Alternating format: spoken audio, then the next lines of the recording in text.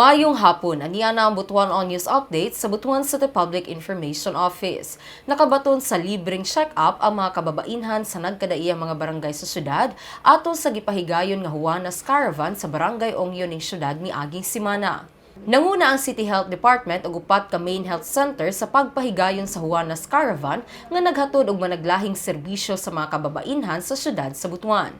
Kini gilangkuban sa laboratory check-up, family planning, dental, manicure, pedicure, massage ug uban pa.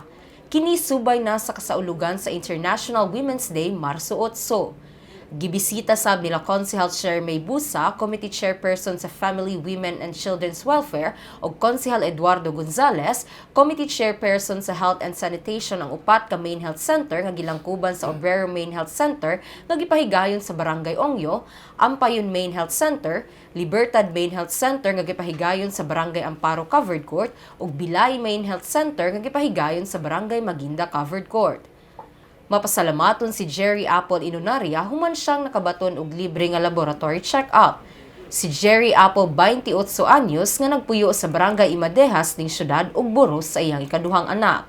Isa na diha ang siyempre libre niya para pud mabalaan kung unsay imuhang blood type, imuhang status sa imuhang hemoglobin ana or sa imong urine test ana.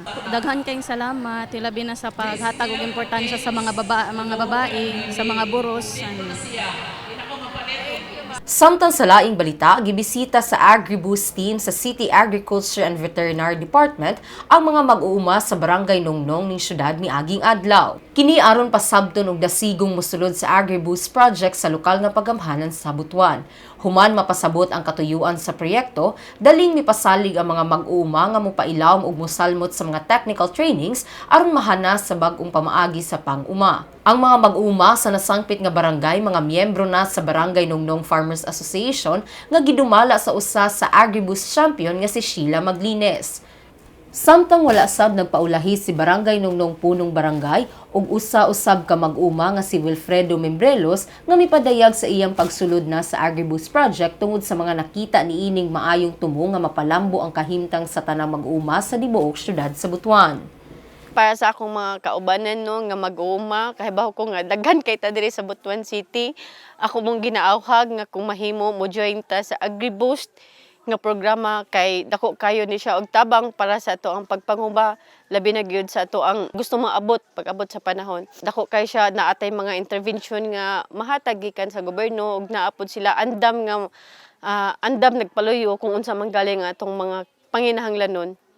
Ug mao kadto ang updates ning adlaw. Alang sa uban pang mga updates, i-follow i-like ang official Facebook page, TikTok, Instagram ug Twitter ug subscribe sa YouTube channel sa Butuan City Public Information Office. Ako si Michelle Hamudyo. Daghang salamat.